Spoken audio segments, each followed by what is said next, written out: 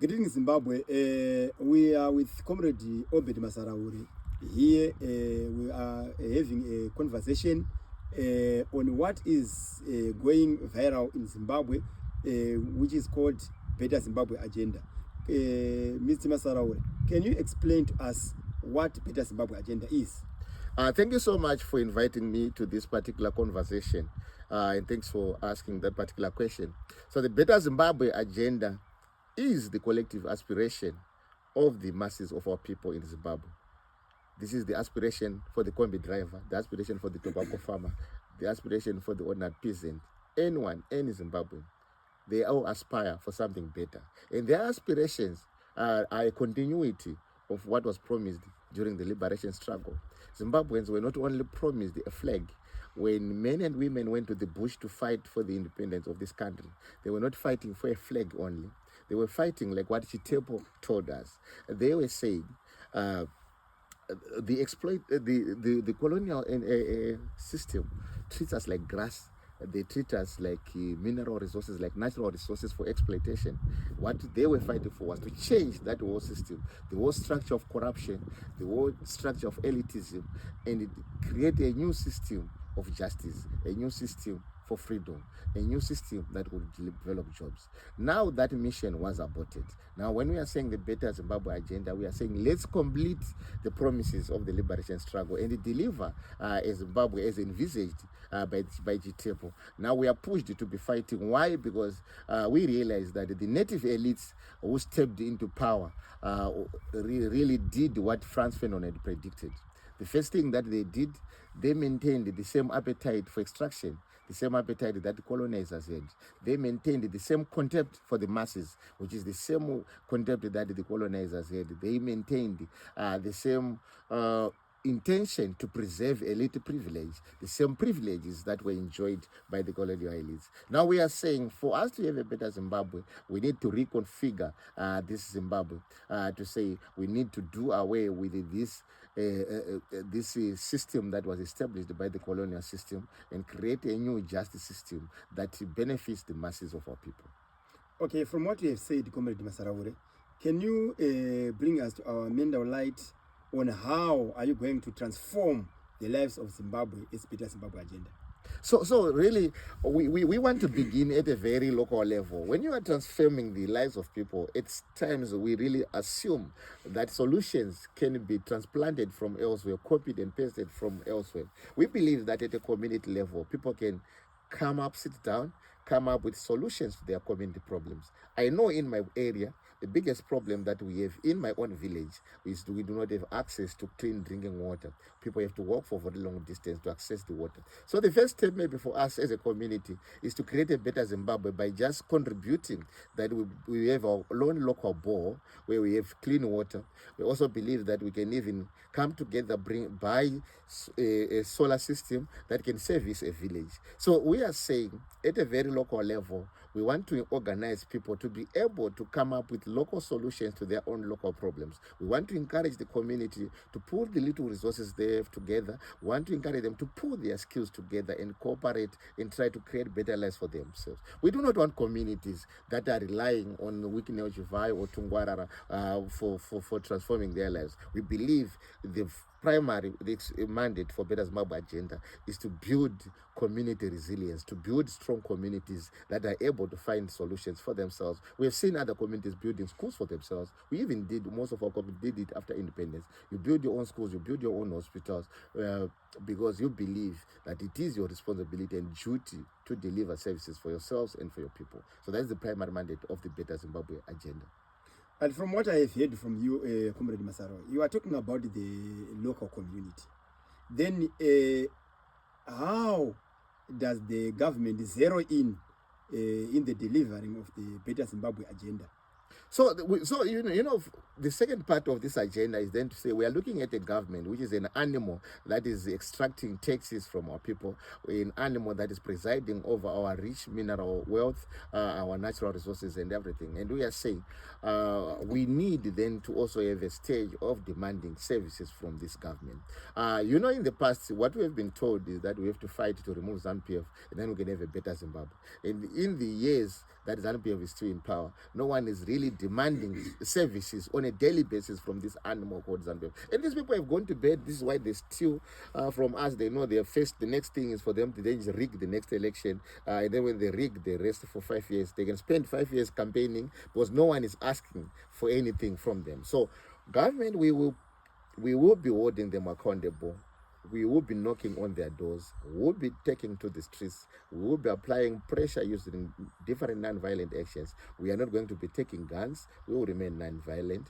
We are not going back to the bush like our forebears did, but we will be on the streets of Zimbabwe. We will not destroy infrastructure because we want to maintain that infrastructure, but we will be demanding. And when we demand, the agenda now is to say, what are the demands from the people? And this agenda now begins at a local level.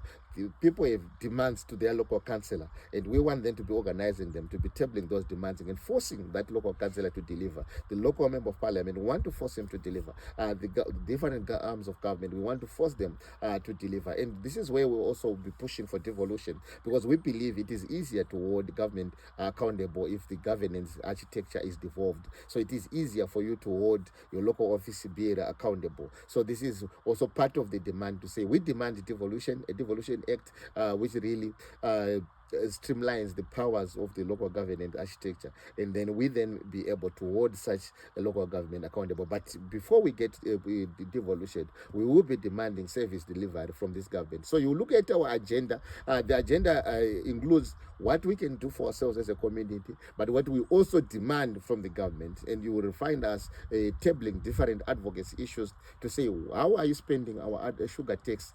That's a demand. You are saying Section 75 of the Constitution, it says the state is mandated to give state-funded education to our people, and we have to demand that state-funded education. And we will not wait for these leaders to promise towards elections. We will force them to deliver.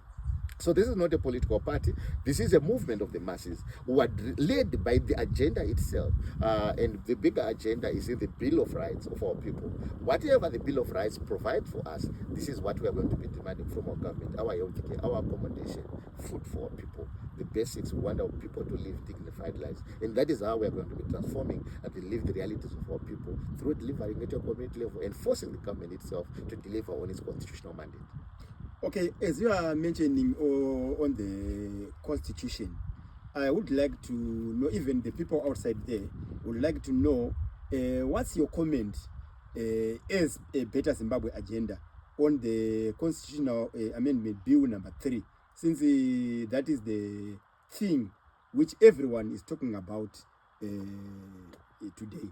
And again, it is Frantz Fanon who taught us to say, when these elites realize that they are losing their grip of power, they are not going to reform themselves. They don't reform themselves. What they would do is to restructure the legal framework to entrench their hold on power. So what we are witnessing through the Constitutional Amendment Bill number 3 is the structural consolidation of power by those in power. And what they seek to do is to reverse the democratic gains of 2013. So we view that war bill as an enemy of the people, as it is also against the aspirations for a better Zimbabwe. When we have an executive that is no longer answerable to the people, we can no longer hold them accountable.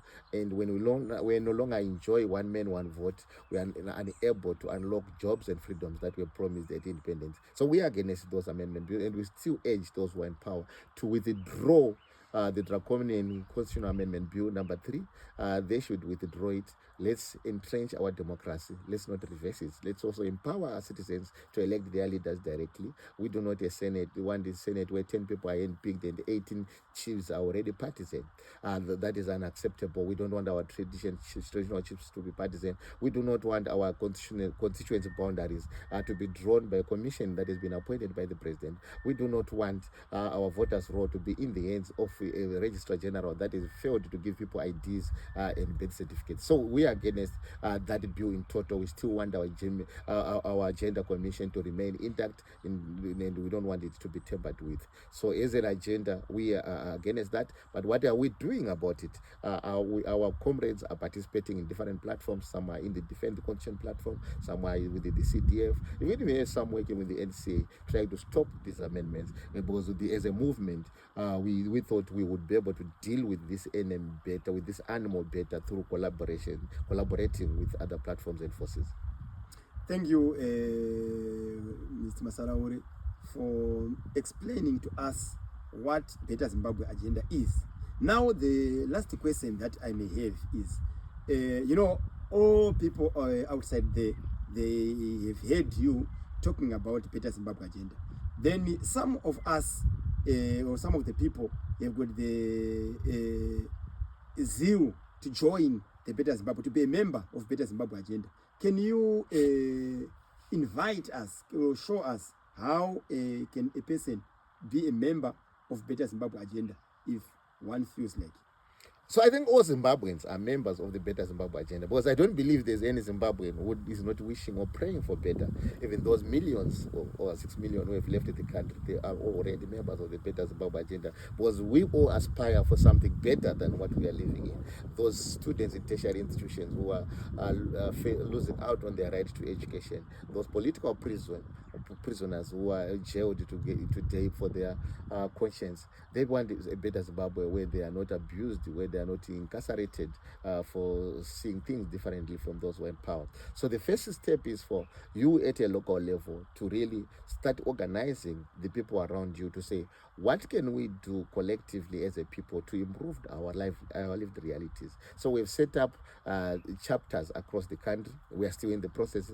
Most of the times we are invited by people who are already setting their chapter. Remember, this is not Obed's Better Zimbabwe agenda. It is the people's agenda. So when people invite us maybe to say in Cholocho to say we as a community in this particular ward, we have sat down and we have agreed that these are our community problems. This is what we intend to do as a community, and this is what we want to demand from government.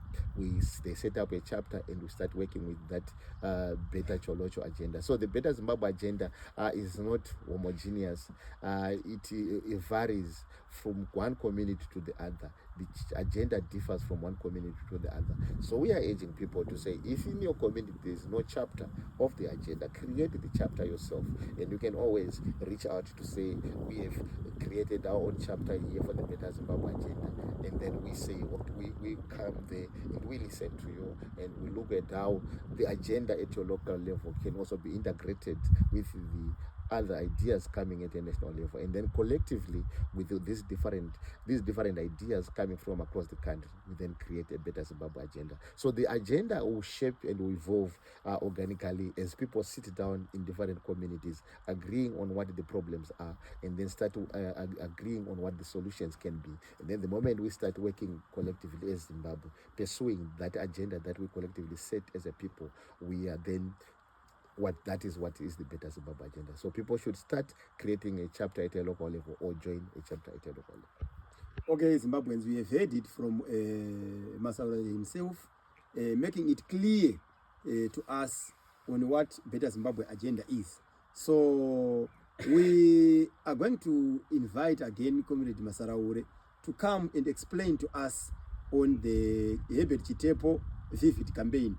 So thank you, Mr. Masaraure, for your time. God bless you. Thank you so much for inviting me.